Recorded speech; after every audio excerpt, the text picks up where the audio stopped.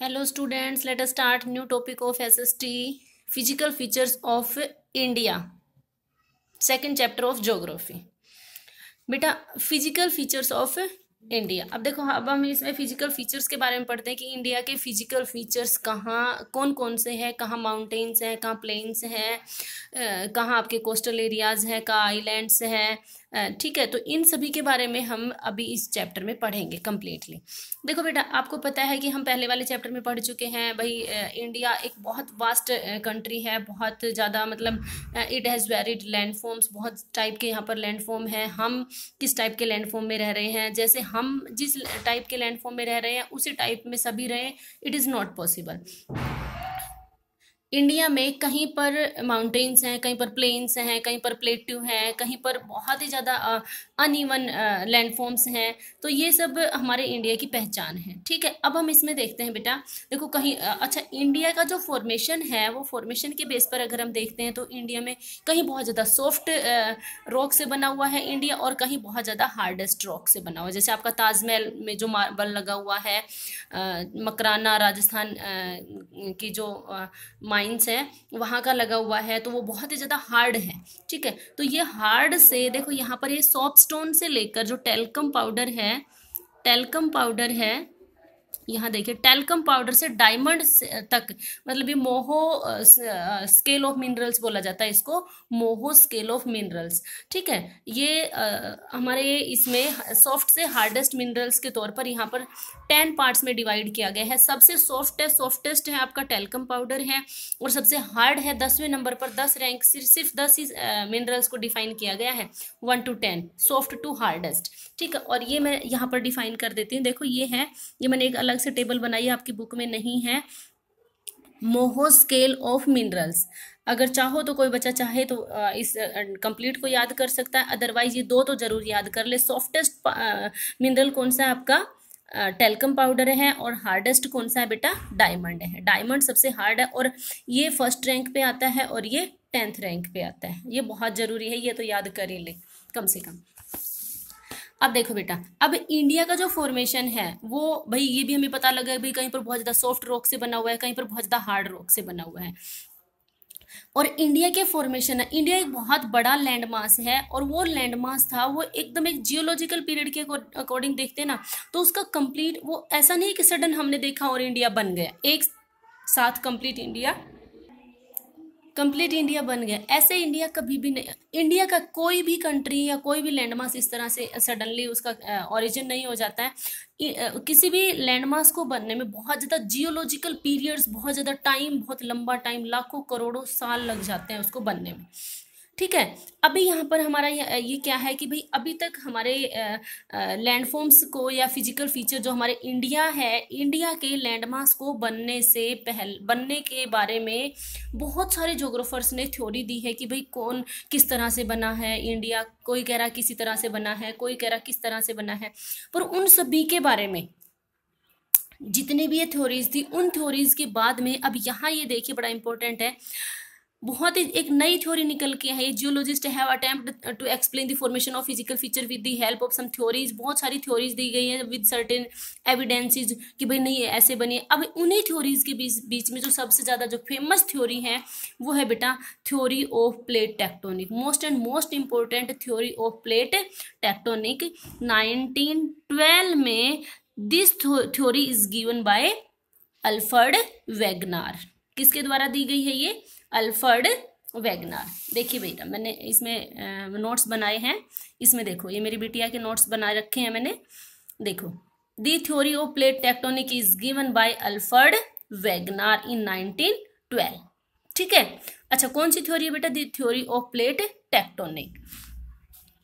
अच्छा, अब ये थ्योरी क्या कहती है, अब इस थ्योरी की बातें सुनते हैं कि भाई ये थ्योरी कहती क्या है। ये थ्योरी ये कहती है, according this theory that India complete world is formed by the major and minor plates, some major and some minor plates. अब वो मेजर प्लेट्स कौन सी हैं और माइनर प्लेट्स कौन सी हैं, देखो बेटा। पहले मेजर प्लेट्स हैं बेटा 7, पूरे वर्ल्ड में पूरा जो हमारी अर्थ बनी हुई है उस अर्थ में मेजर प्लेट्स कौन कौन सी है, 7। अभी उन 7 मेजर प्लेट्स को देखो। पहले सबसे पहले हाँ, इसी में देखते हैं बेटा, इसी मैप में।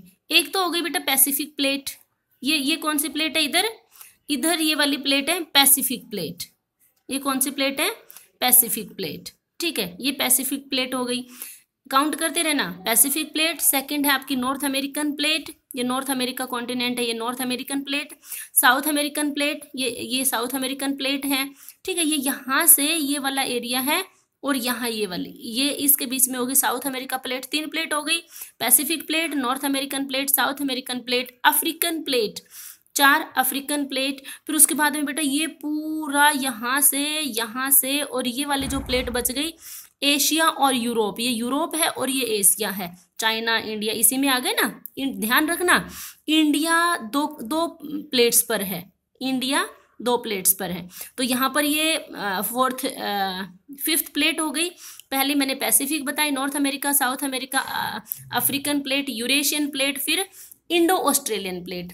6th नंबर पर कौन सी है, इंडो ऑस्ट्रेलियन प्लेट, और 7th नंबर पर है बेटा अंटार्कटिका प्लेट। अच्छा, अब यहाँ मैं जो समझाना चाह रही हूँ, एक क्वेश्चन आएगा, देखो ये इंडिया है, ये यहाँ से ऐसे जा रहा है, तो ये जो प्लेट है इंडिया इस प्लेट मार्जिन पर या प्लेट बाउंड्री पर बसा हुआ है, प्लेट बाउंड्री पर। अब इसका मतलब क्या है, ये इससे नीचे वाला जो इंडिया का पार्ट है, सदर्न इंडिया है या जो पेनिनसुलर इंडिया है, it is the oldest part of earth, ये सबसे पुराना पार्ट है, इसलिए इस नीचे वाले हिस्से में कभी भी अर्थक्वेक वगैरह की कंडीशंस कभी भी क्रिएट नहीं होती है। अर्थक्वेक, अच्छा ये जाता है हमारे यहाँ से, ये दिल्ली से भी क्रॉस हो रही है, दिल्ली से, और इंडिया के सेंट्रल इंडिया से क्रॉस हो रहा है, तो यहाँ पर अर्थक्वेक की घटनाएं आपको पता है, नॉर्थ इंडिया में हमेशा अर्थक्वेक जैसी घटनाएं होती रहती है। ठीक है, तो ये आपकी मेजर प्लेट्स हो गई, और बहुत सारी माइनर प्लेट्स है, स्कोटिया प्लेट है, फिलीपाइंस प्लेट है, छोटी छोटी प्लेट्स है बेटा, फिलीपाइंस छोटी सी प्लेट यहाँ पर है, स्कोटिया प्लेट है यहाँ पर, ये छोटी छोटी प्लेट्स भी और बहुत ज्यादा है। तो आपको थ्योरी समझ में आई, theory according to the theory of plate tectonic, world या earth is formed by major and minor plates. और ये जो आपकी प्लेट बाउंड्री है, इसी प्लेट बाउंड्री में क्या हुआ बेटा कि ये 3 टाइप के मूवमेंट बताए इन प्लेट्स में, 3 टाइप के मूवमेंट बताए। अब 3 टाइप का मूवमेंट कौन सा होता है बेटा, पहला देखो, पहला इसको क्या बोला गया है बेटा, कन्वर्जेंट प्लेट बाउंड्री। कौन सा बोला गया, कन्वर्जेंट प्लेट बाउंड्री। अच्छा, अब देखो कन्वर्जेंट का मतलब क्या है, देखो यहाँ ये एरो देखो, इधर ये एरो देखो। कन्वर्जेंट का मतलब है जब when 2 plates come together to each other, जब towards each other, when 2 plates comes towards to each other, जब 2 प्लेटें एक दूसरे की तरफ अट्रैक्ट हो रही हैं, दोनों प्लेटें एक दूसरे की तरफ आ रही हैं, इस मूवमेंट को क्या कहते हैं बेटा, convergent plate movement. And the example of convergent plate movement is in Atlantic ocean. ध्यान से लिखना बेटा, अटलांटिक ओशियन। ठीक है, अटलांटिक ओशियन। सेकंड कह रहा है बेटा डाइवर्जेंट प्लेट, सॉरी बेटा ये मैंने गलत लिख दिया बेटा, अटलांटिक ओशियन। अटलांटिक बेटा इसका एग्जाम्पल है डाइवर्जेंट का, इसमें आएगा, रुको, यहां आएगा बेटा पैसिफिक ओशियन में तो क्या हो रहा है बेटा, कन्वर्जेंट हो रहा है। डाइवर्जेंट का मतलब हो रहा है when 2 plates move away from each other, जब 2 प्लेटें एक दूसरे से दूर जा रही हैं, यहाँ पर स्पेस क्रिएट हो रहा है, ओरिजिन हो रहा है यहाँ पर कुछ नई जमीन का, तो ये दूर जा रही है तो नीचे से वोल्केनिक इरेप्शन और निकल के आएगा, वोल्केनिक इरेप्शन होगा। तो यहाँ क्या होगा बेटा, क्या बताया है मैंने, ये डाइवर्जेंट, ये कन्वर्जेंट हो रहा है, ये डाइवर्जेंट हो रहा है, और ये कौन से ओशन में हो रहा है बेटा, अटलांटिक ओशन में। ठीक है, अटलांटिक ओशन में। ठीक है, यही ज्यादा इंपॉर्टेंट है। और उसके बाद में ये आता है बेटा एक transform plate boundary. Transform plate boundary का मतलब क्या है, जब 2 प्लेटें एक दूसरे के साथ से बिल्कुल हॉरिजेंटली मूव कर जाती हैं, एक इस तरफ या एक इस तरफ। ठीक है, तो इससे बेटा फोल्डिंग भी हो जाता है, फॉल्टिंग भी हो जाता है। जैसे हमारा जो हमारा घाट है, western Ghat of India is formed by the transform plate boundary. ठीक है, हाँ अब देखो बेटा आगे, हाँ बेटा अब इसमें देखो बेटा, अब यहाँ एक जो नया पॉइंट है, पहले तो ये पॉइंट समझो आप एक बार। Earthquake and volcanic volcano in world are locate plate margin in some. देखो बेटा, यहाँ मैंने जो आपको ये बताया है, जो ये प्लेट मार्जिन्स हैं, देखो बेटा प्लेट मार्जिन्स कहाँ से क्या होते हैं, प्लेटों के किनारे। ये जो प्लेट मार्जिन्स है ना, यहाँ से यहाँ इधर दूसरी प्लेट है, यहाँ इस तरफ दूसरी प्लेट है, इस तरफ दूसरी प्लेट है, तो प्लेट्स के किनारे है ना, वहाँ किनारों पर अर्थक्वेक भी बहुत ज्यादा आते हैं, वॉल्केनिक इरेप्शंस भी बहुत ज्यादा होते हैं। ये मैंने यहाँ बताया था। यहाँ से जैसे हिमालय है, हमारे हिमालय किस पर है बेटा, प्लेट मार्जिन पर है।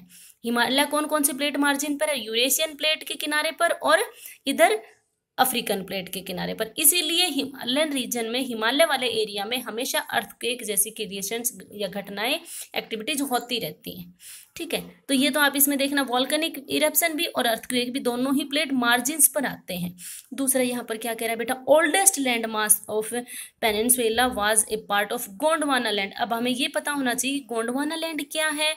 ठीक है, गोंडवाना लैंड कहाँ से निकला, क्या है, अब ये देखते हैं। अगर हम बहुत ज्यादा पहले टाइम की बातें अगर हम करते हैं तो बेटा मान लो ये एक लैंड मास था, जब हमारी अर्थ, जब हमारा कॉन्टिनेंट्स नहीं बने थे, ये एक हमारी एक लैंड मास था। इसका नाम था बेटा, स्टार्टिंग में बहुत ज्यादा पहले के टाइम में हम देखते हैं बेटा, इसका नाम था पेंजिया। ये पेंजिया था। Pangaea was a land mass part. Pangaea क्या था बेटा, एक लैंड मास था। और पेंजिया के चारों तरफ क्या था बेटा, पानी भरा हुआ था। और उस वाटर बॉडी का नाम क्या था बेटा, वाटर बॉडी का पेंथालासा। ध्यान से देखना बेटा, Panthalassa. Pangaea was a land part या लैंड मास, और Panthalassa was a water body. ठीक है, कुछ टाइम के बाद में टाइडल फोर्स की वजह से और आपके ग्रेविटेशनल फोर्स की वजह से, सन के अट्रैक्शन फोर्स की वजह से, ये जो पेंजिया था, ये पेंजिया तो दो पार्ट्स में डिवाइड हो गया।